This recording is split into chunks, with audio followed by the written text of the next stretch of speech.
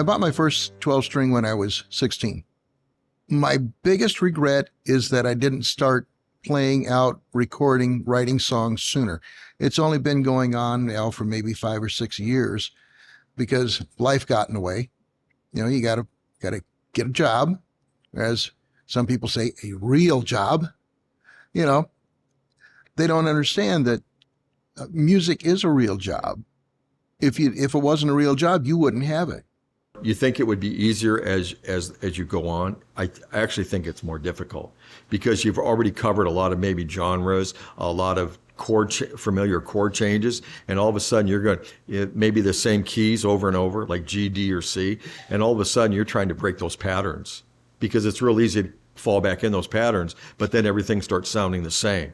So the trick is to say, what can I do to change it up so it's going to be different than anything I've ever written? And now you're at a whole different place, and that's so challenging. But that's what you have to do to break ground. Some gigs are more exciting than others.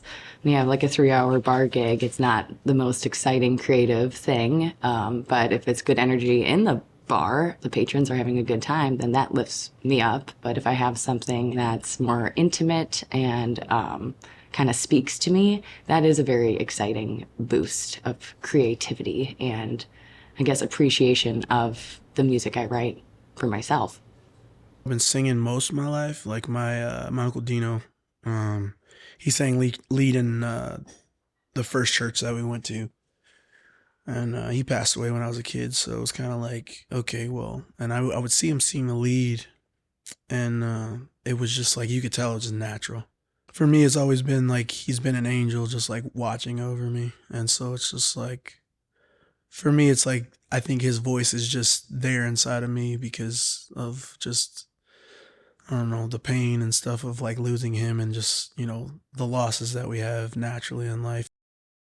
I'd rather go into the studio and know that we're paying money. We got like a couple hours today to do something. And then you know, you can kind of get the blood flowing and you can kind of do that first take and it's like, just keep it. You know, it was kind of rough, but it was kind of cool. So I kind of like that as a musician and as a songwriter, rather than that I have to be this tech genius, because I don't want to do that at all. Even with drum machines, I mean, I've just got a little Korg and you can just turn it on, and it's kind of like the old one I had in the 80s. But you can just turn it on and let it go and use the pedal. And that's kind of what I wanted, because I didn't want to sit there and be programming and setting up the kit. I just didn't want to do it. I just wanted to sing and perform. If people would go out and listen to people, you're going to find some very good ones and you're going to find some not so good ones. You're going to find the people that are struggling to get better, and then you're going to find the ones that are sitting on top and they rest on their laurels.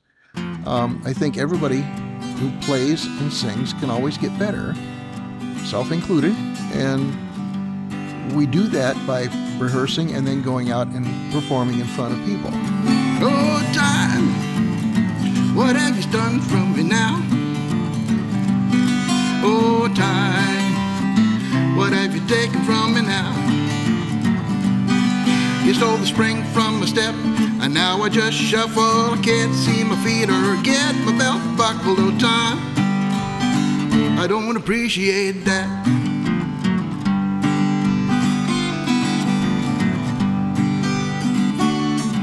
Oh, time, what have you done to me lately? Oh, time, what have you done to me lately? The wrinkles on my face, among other places, then you filled in with fat in my wide open spaces. Oh, time, I don't appreciate that. I'd worked in a medical office for 30 years. And this one gentleman came in, and he was coming in with a walker, and he wasn't doing well. And I said, "How you doing?" He says, "Not worth a crap." And I said, "Oh, bad day?" He says, "You can't imagine." I said, "What happened?" He says, "My family just put me in a home." I said, "Really?" He says, "Yeah." He says, "My knee's messed up. I can't walk. My back's in terrible shape, and I can't see. You know, just the age is catching up with me." And then he said something that I will never forget. He says, "This getting old stuff ain't for sissies."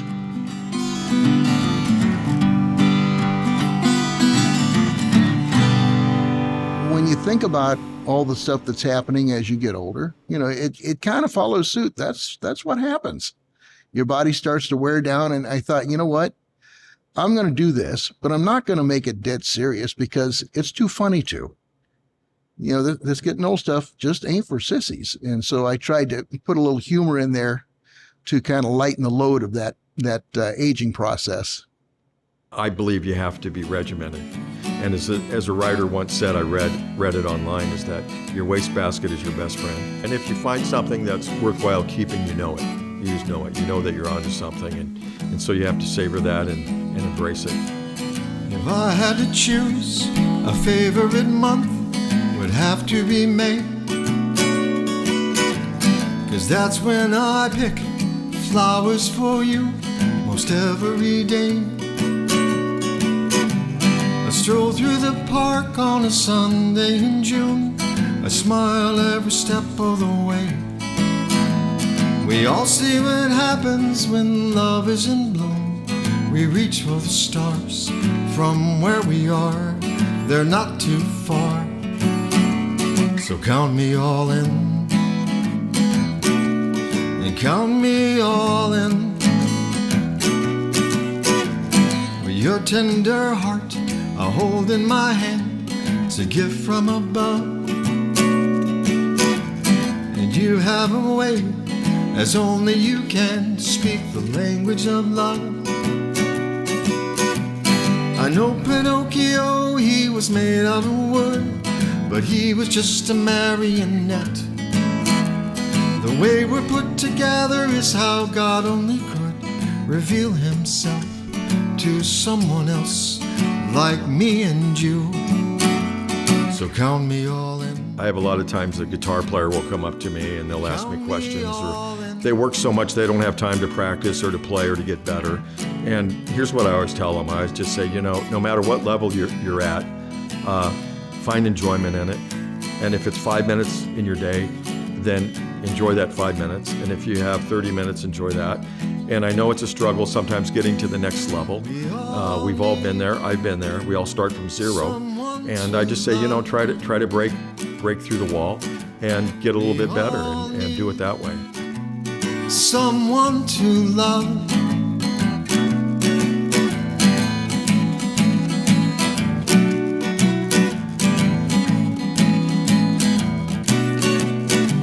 So come on everybody, won't you give love a chance? Or we can do better than that. I see too many people who just sit on the fence. Then maybe one day, when love comes their way, they'll stand up and say, and count me all in. And count me all in. And count me all in. And count me all in. We all need someone to love. That song is just about you're having a good time. Maybe you're out walking. Kind of like the title says, whatever's happening, count me in. Count me into the process of living life, of living this day, whatever you're doing, just finding enjoyment in your life. And I'm a part of it. I'm all in. Count me all in. Someone to love.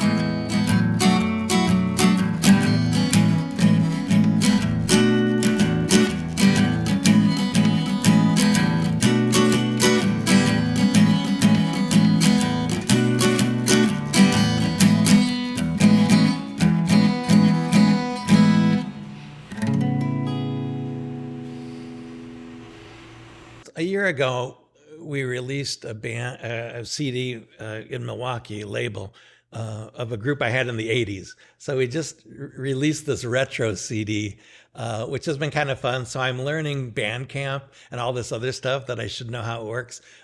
So that's been an interesting process. So I'd like to keep playing live, keep writing. And then I would like to do some recording, as myself. New experiences always give me something new to think about, like, because it's weird, especially after like the Mile of Music and stuff. I mean, like, I'm friends with people that are like in Rolling Stone magazine and stuff now because of this festival, and I mean, some of them like my buddy Adeem the artist, he's gonna be opening for Tyler Childers like later this year. You know, I think it's like 2 or 3 shows, and like we connected over, you know, a similar background. When you leave the place you are always in, then you are going to have some sort of creative spark and hopefully emotional spark too, right?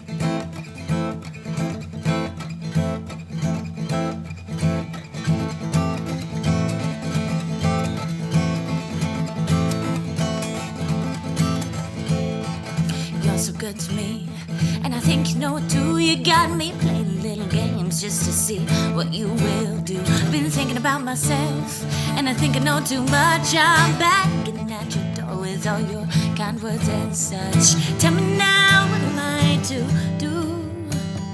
I just can't admit I'm not the better one compared to you.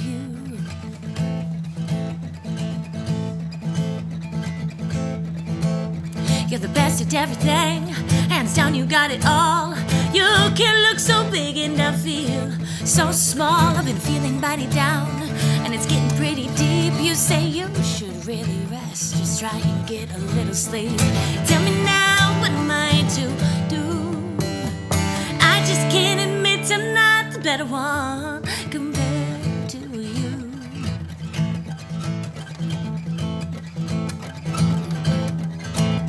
Can't say that we're the same, cause that'd be a lie, and I'm lying to myself too much. Count the time, can't say no one's right, cause no one's not enough. Who the hell cares if you don't sweat the small stuff? Tell me now, what am I to do? I just can't admit I'm not the better one compared to you. Better One is more of a blues feeling song, and it was about when I was in a relationship with just a wonderful guy, but then I felt lesser than in comparison because they were just very charismatic, big person, and felt like I couldn't compare. I just can't admit I'm not the better one compared to you. Oh, compared to you.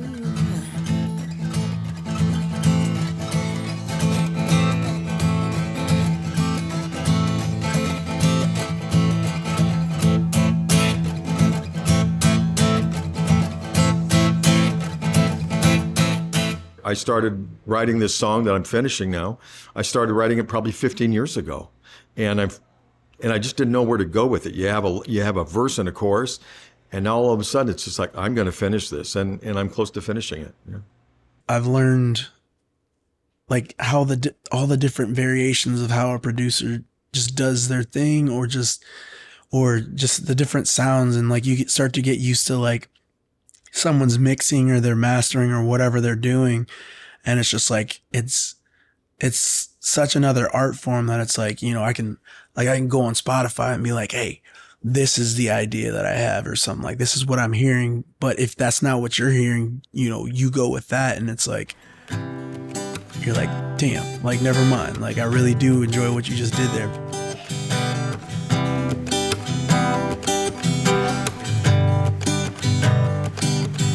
They say it's all the rage now to cry outside when rain's pouring down.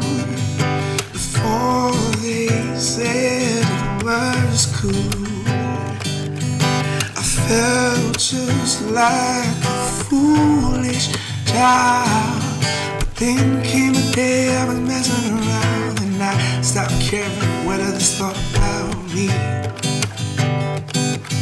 I still have my moments, they come and go, so few and far between. I swear I know I keep living like me knows what I know what I mean, know what I mean, know what I mean, know what I mean, know.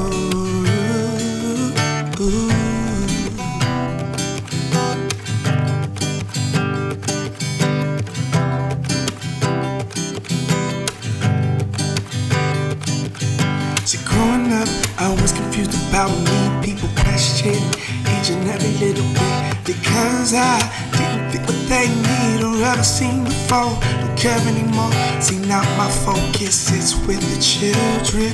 Everybody growing up through all this. Those who go for the hardest, making their way to future artists. Cause one day I was messing around and I stopped caring what others thought about me. I still have my moments, but they come and go, so few and far between. I swear I know a kid who look like me and know what I mean, know what I mean, know what I mean, no, no, no, no, no, no, no, no, no, no, no, no, no.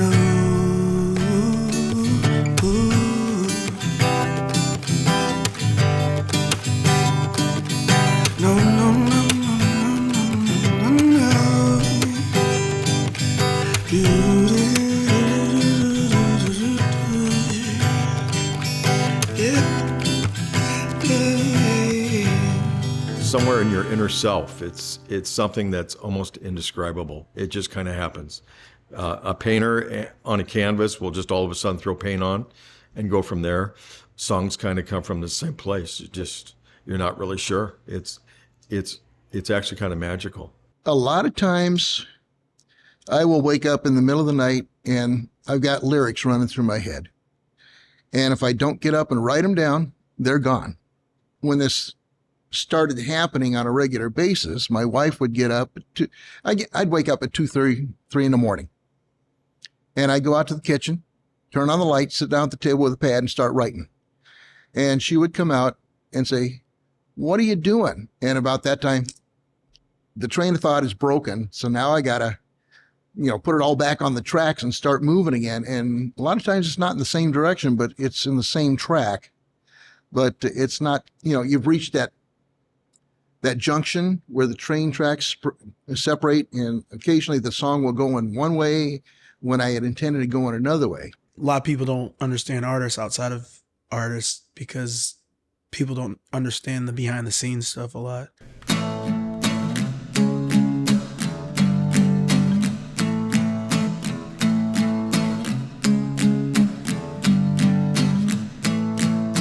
Sitting on a park bench, wishing I could reconnect. Riding on the night train, wishing I could get away. Sitting by the light screen, losing my identity. Enhanced implants, fear that there's no turning back. But I'm not a machine.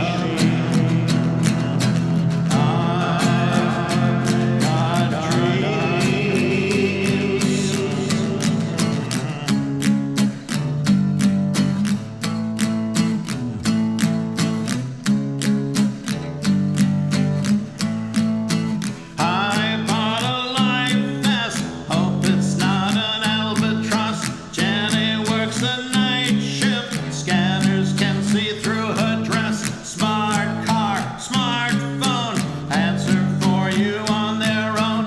Lights flash overhead, who's the android in your bed? But I'm not a machine. I've got dreams, blue dreams. I'm Not a Machine. That song was kind of more of a futuristic, apocalyptic. And that was a song where I didn't really have, I had like a lyric, but I wanted it more like just images. It was kind of like this future image, and androids and, this stuff, and implants and human beings and that. So the I'm Not a Machine, and then the kind of dirge. And then at the end, and then with the chorus, you hit that one note that kind of comes up a little bit, and it was kind of like the humanity rising above the machine. So I kind of, when I was done with that, I was kind of like, it's kind of like a Gary Newman with Roy Orbison in the background or something.